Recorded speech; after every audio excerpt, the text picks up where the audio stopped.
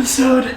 The calipers are back from plating and they've been done in a beautiful new color, but we're going to be putting it all together. The rotor hat, we're going to install that. The adapters, and then putting back together what we did on the last episode.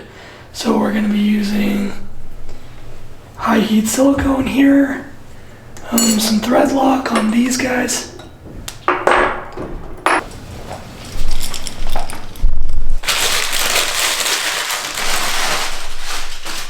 Okay, so we have the brakes set up back from Blackbox Automotive. They redid the brakes. They redid the brakes in a Cerakote. So these are done in a black Cerakote finish, not powder, because this is more of a performance coating, so it's I guess it's chemical resistant. It's kind of abrasion resistant in comparison to powder, and also it's good with high heat applications. They did a great job for me. They also did my brake hats in a multicolored camo. They're kind of like a firearms shop, so they do custom firearms. So I wanted these brakes to resemble or reflect work that they did. So we had a black Cerakote finish on the brakes with matching black hats. This will match the valve cover and the other parts they've done for me. Also, the filling is not paint, it's powder. So this is the only part that they did powder. So they Cerakote the caliper first, and then they fill in the letter with powder and then reheat them up. Also, you'll note that the masking is really fine because Cerakote is only 1 thou thickness and does no real filling, so the threads don't get filled up. And also, even like finely etched serial numbers are still visible after the coating process. They do a really good job because they're really used to doing small parts with a lot of moving mechanisms. You can tell that their masking job is top notch. Even here you can see this fine threaded plastic has no issues turning in. Alright, today we're going to be assembling the brake. So we have the torque wrench here. These need to be torqued to 18 foot-pounds. They don't have no safety wire, but this is how AP Racing recommends that we do it. So we have a washer on this side, washer on this side, and those will bolt up to the rings here. Also, we're going to be reassembling, so we're going to need blue thread locker, which is on these guys here. These are brand new, so these are still really soft to thread lock, but I'm going to pull and scrape that all out. Here we have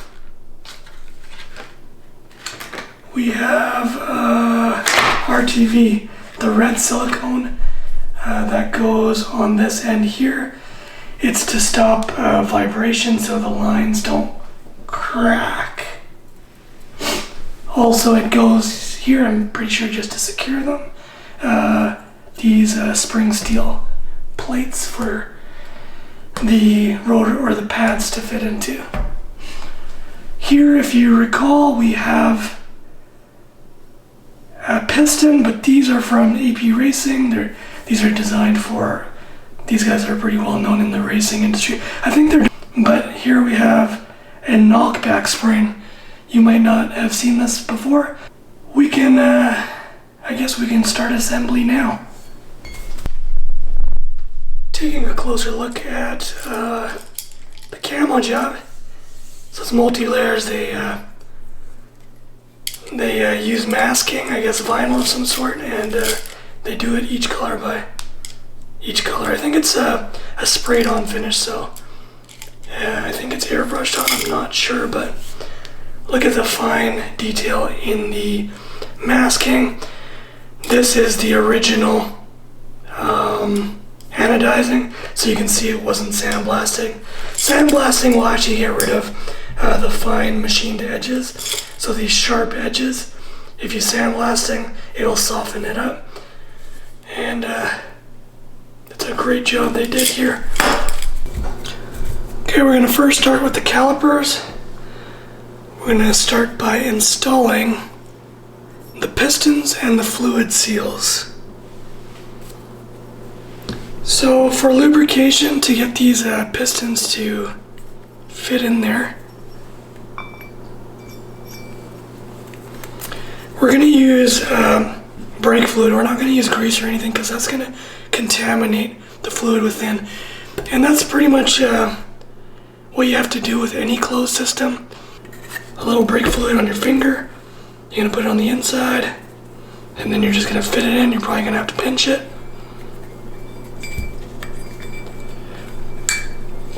Get it in here, put this way, this way.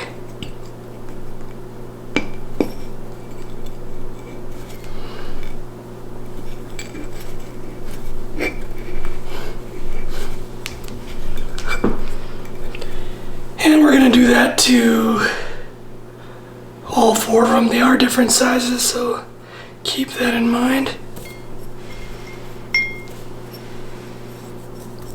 That goes on that side, okay.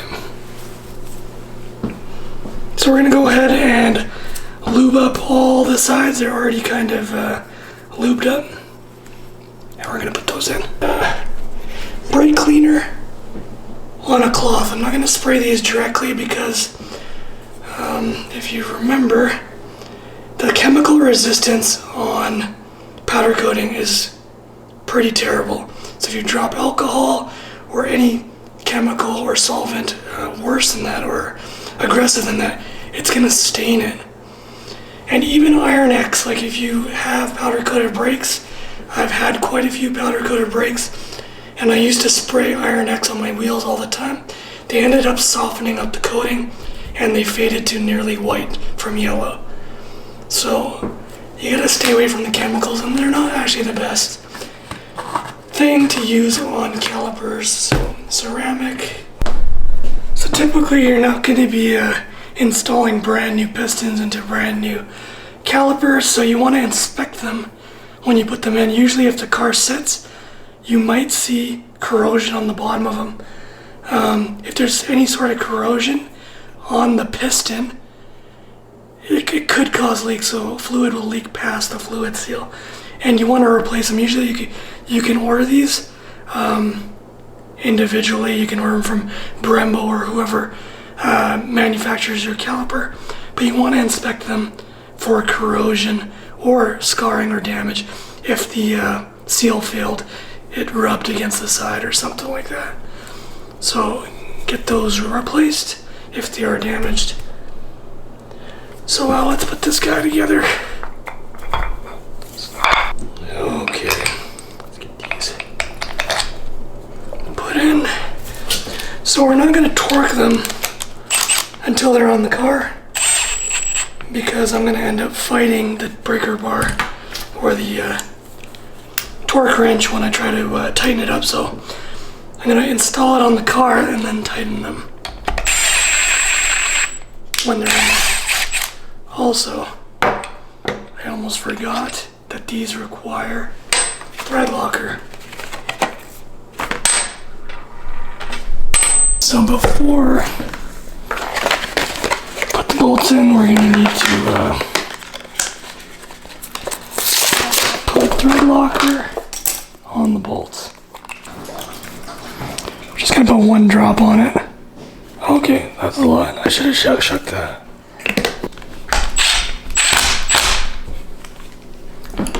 Alright, so before I go ahead and do this, you have to note the logo and which direction this guy's gonna go. So they're virtually identical, top and bottom. You can install them like this or on the bottom. Same with that caliper. So we need to figure out which way it's going to mount on the car. So if the AP Racing logo is like that, this is going to go on the bottom of this side. and the bleeder is going to go on the top, so we need it to bleed that way, not downwards. So take that into consideration when we assemble it.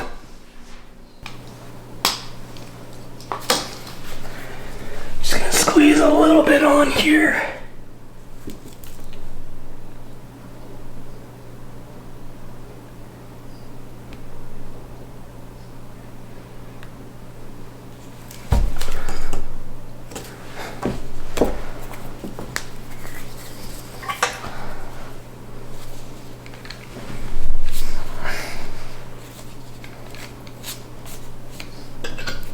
So you gotta tighten these both up at the same time because it's gonna pull one side and it's gonna end up bending this line. So after you got a few threads in,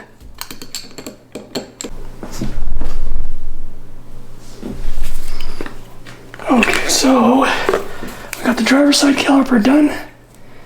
This is on the front side of the rotor. This is on the bottom. These two bleeders are on the top. So now we need to do the opposite for the other side. So we need to figure out orientation for the other side. So it's going to be like that. AP Racing going down. It should be the exact opposite of this guy. So we'll put this as a marker. This is the top. Okay, so now we can put some RTV on the bottom.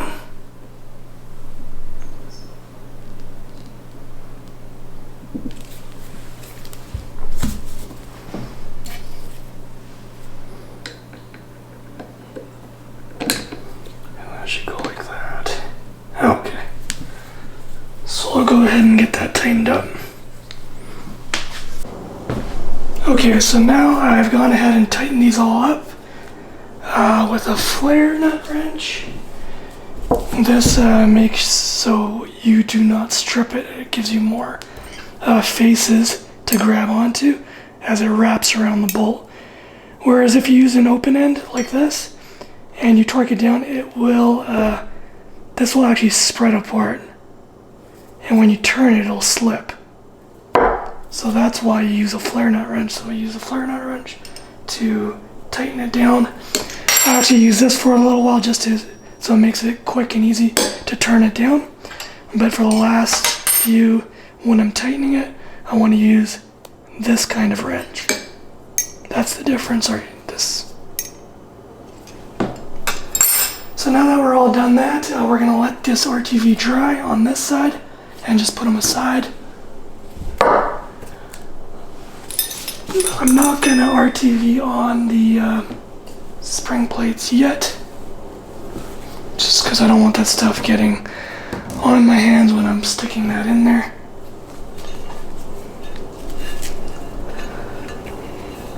So these aren't really directional for bolting this on, but they do have an orientation for installing them. So when we install them, we need to take note of the vane direction. So the vane direction is going to whip. That's what this company recommends. So it's going to go down like that versus scooping inwards the air. So this is just going to go in like that, and I'm going to unbolt them real quick. So we'll just go ahead and push that through. And on the back side, we're just going to hand tighten these guys. You always want to put the nuts on by hand first, so you don't mess up the threads. I usually do that for everything. Okay. So now, I can't remember what size it was, but I should have a tool here somewhere.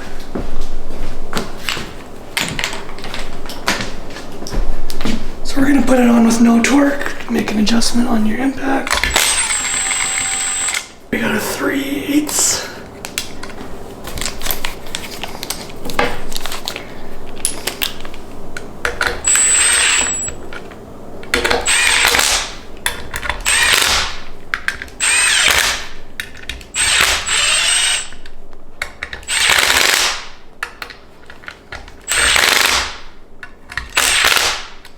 and they're not going down all the way. Okay, so now we're going to do it by hand. We'll grab our torque wrench, we'll map it out to 18. Okay, we're at 18, we're good. Alright, so without scratching the Cerakoting, carefully place it on that side.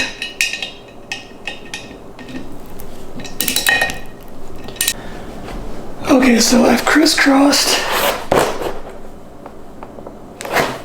and then tightened them all up, and I also went for a double pass instead of painting them and marking which ones I'd done. I've actually gone through them twice just to make sure that I went through them all. So that one's ready to go in the car.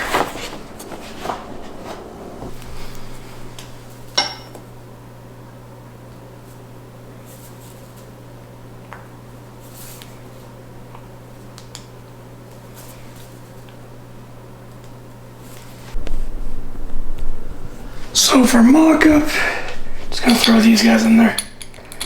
Because the pads have to go in, the pads will slide in when it's all mounted together, and this just closes it all up.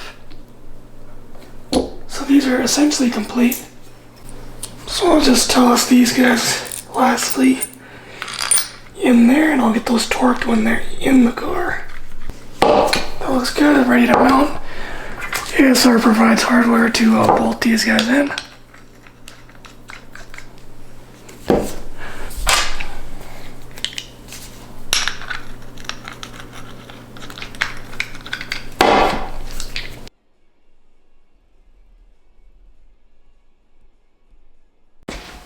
Okay, so we brought the rotor out to where the car is.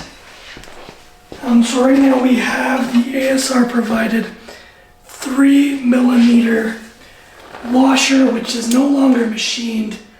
It just looks like a generic piece, so it doesn't center anymore.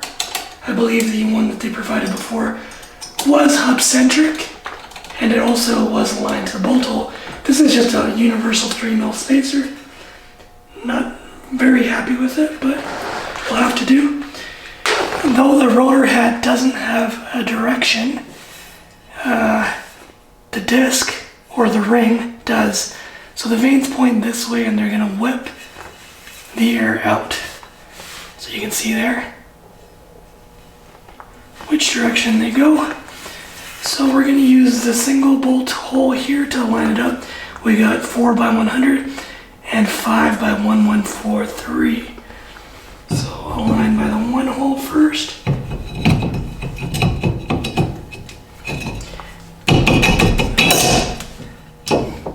So it looks like it's not hub-centric, and it's just aligned by the bolt holes. They actually don't have the original screw locations, so it's just gonna rest like this, which is unfortunate, but it's okay. This is where your orientation is going to be important for your caliper. We need these to face upward always, so the air goes up and not get trapped underneath. The bar goes on the bottom. So we're going to just mock this up and see how it fits.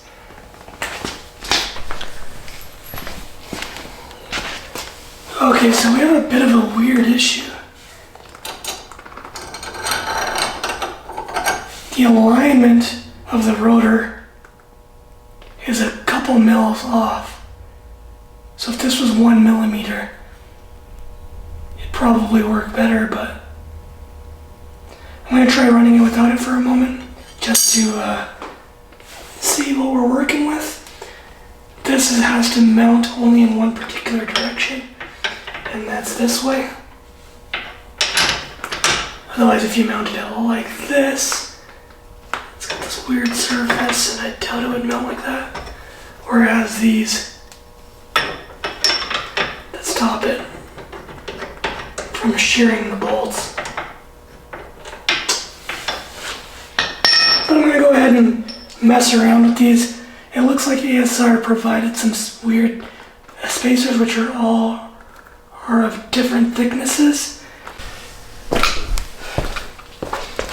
Okay, so I messed around with those shims. I added the shims and it actually went the other way. So it actually made the one side tighter.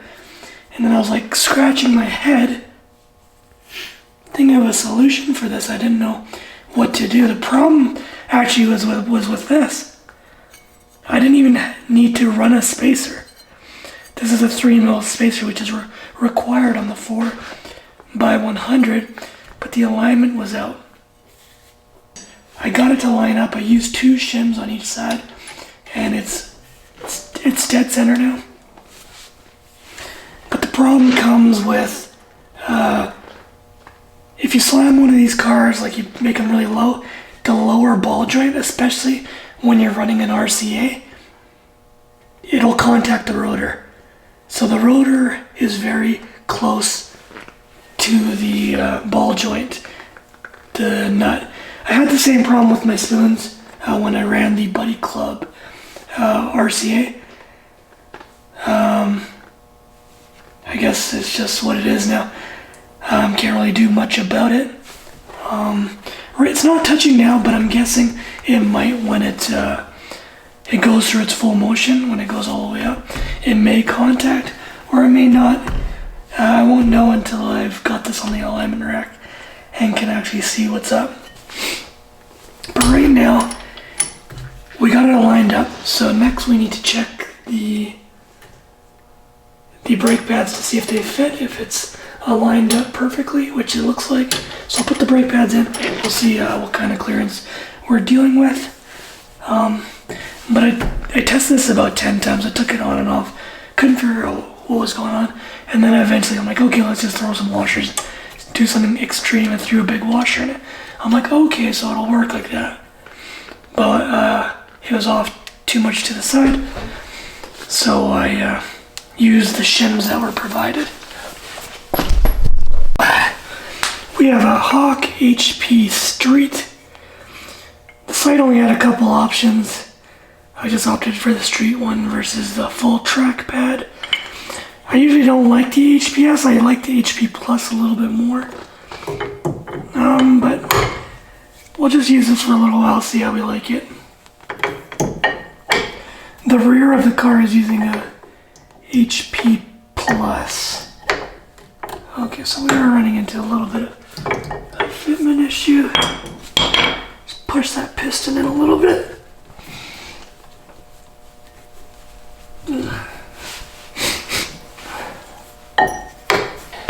Next thing we need to do is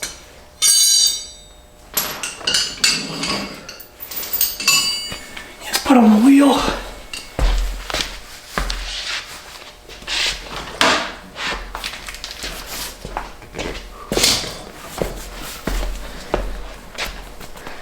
So this is a 15x8 T37. These are known to clear, so they put that on the site that these particular wheels do clear with these brakes. Let's just carefully put these things on.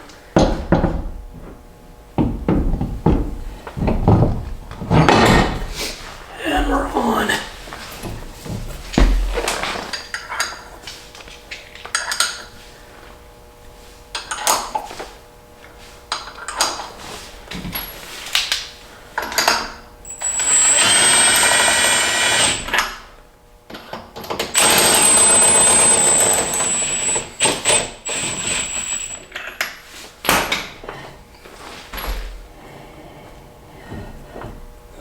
Do it, bro.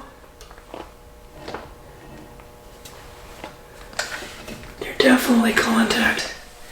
These wheels do not clear these brakes.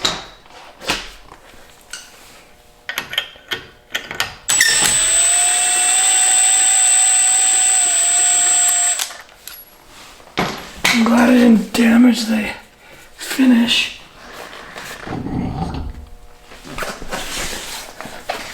On my calipers. so this is fighting us every step of the way. No damage. We're good right now. Okay. I'm gonna most likely look for a machine spacer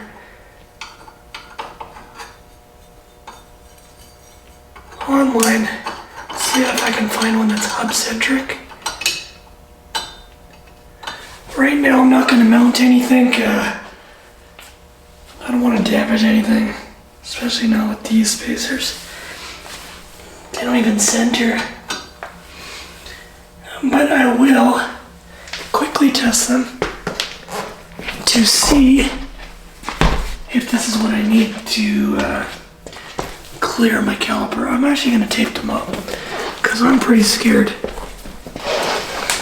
Okay, so after thinking about it for a night, I've gone ahead and ordered a 7mm hub-centric spacer, 4x100, 56.1 bore, and 7mm thickness. Because realistically, that's all that's going to work. Most racing teams would recommend you leave 3mm of clearance between the wheel and the caliper for wheel deflection. Wheel deflection is when you roll over a bump or you hit something hard, the wheel moves and kind of absorbs impact, and we're getting approximately 2mm distance from the wheel. Currently has 1mm with the 6 to 2, 3mm stacked, and it's clearly not enough.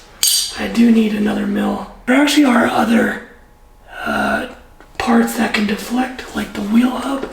It can actually move, and when that moves, it gives another reason for the wheel to contact the caliper because this is fixed. Speaking about wheel deflection, you might remember the springs on the back of the piston. So the knockback spring is gonna provide a little extra assistance to the pistons to come back out, because when the bearing or the hub deflects, meaning moves or bends under stress, it's actually going to come out of alignment with the caliper. And what happens is it creates a gap between the brake pad and the rotor ring here. And that's what you call knock, I guess.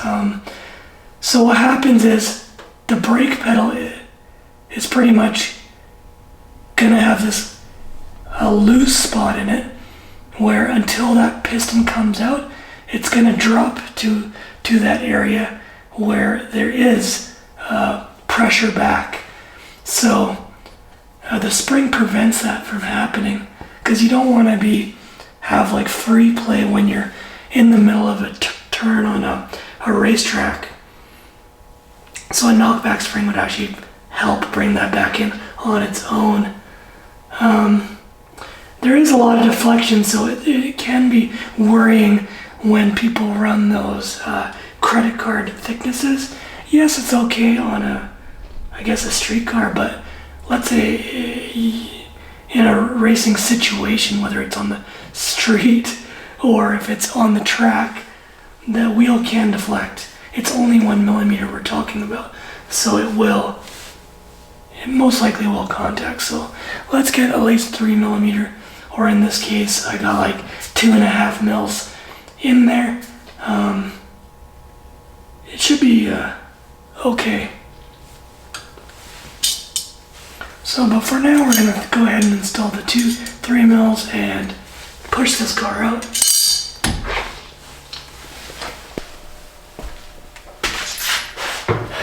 So if you all watched the previous videos, the 5 to 4 lug conversion video, it discusses the 3mm difference between 4 lug and 5 lug. With that said, I still had fitment issues with the AP Racing brakes. They provide a 3mm spacer for the back of the foreleg to go behind the rotor. When I inserted it, I had a crazy offset issue with the caliper. The caliper wasn't aligning straight. So after I got it lined up and I removed that spacer completely, and then the caliper went on, then I shimmed it center. After completing the job and attempting to roll the vehicle, I ran into another issue when the car was lowered or slammed, because my car's pretty low. I ran into an issue with the rotor contacting the ball joint bolt, which is what I thought initially, because that's a very common problem with these cars, is that if you run a roll center adjuster ball joint, it sticks the ball joint out too far, and when it has angle, it'll hit the rotor. With this, I had that issue, so the car wouldn't roll. So I knew it was that. So I pulled the wheel off and noticed that it wasn't just that. It was actually the lower control arm pretty much stopping it from sitting flat. So it's causing like an issue with it. When you lower it, it probably stopped the car from lowering. It was just sitting in on the rotor. So what I had to do was I needed to grind down the lower control arm and some of the bolt in order to get it to roll.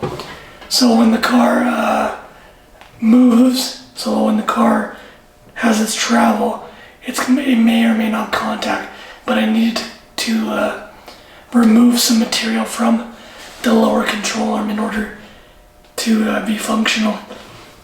If I added a 3mm spacer, the caliper would not have fit. So there was no way for the caliper to fit. So there was no fixing this issue. So it's unfortunate, but it looks like we did a little bit of workaround, and I did get it working. We're just about to hit 30 minutes or more on the video. There's a lot of issues, so I felt filming a lot of them was necessary. So the wheels were listed on the site that they clear the 15x8 plus 35, which is, I believe they made a lot of 4x100 SLs in that, and the 5x1143 was a 15x8 plus 32, but on the site was a 15x8 plus 35, so I was assuming it's a 4x100 wheel, which is what I have. So there was massive clearance issues. I require a 8mm spacer. So that's massive. When you're running a 15x8 plus 35 and you're adding an 8mm spacer, you're gonna be, I don't know, the math is plus 27. That's pretty crazy on a stock body Civic being slammed. So this is gonna cost a lot more than just the brake kit, which is kind of annoying because these are unforeseen costs, and the tally of the build is like, it's getting up there. The previous videos were at 27 or something. We're reaching quite a bit because the fenders need to be cut or pulled and painted, because that paint's not going to hold up, and these type of fenders don't take well to pulling and retaining the line. It's just unfortunate what happened. So I'm glad you guys got to see that side of this brake install. As I don't think anyone's really filming an ASR AP Racing big brake kit on Civic, Integra, or Del Sol.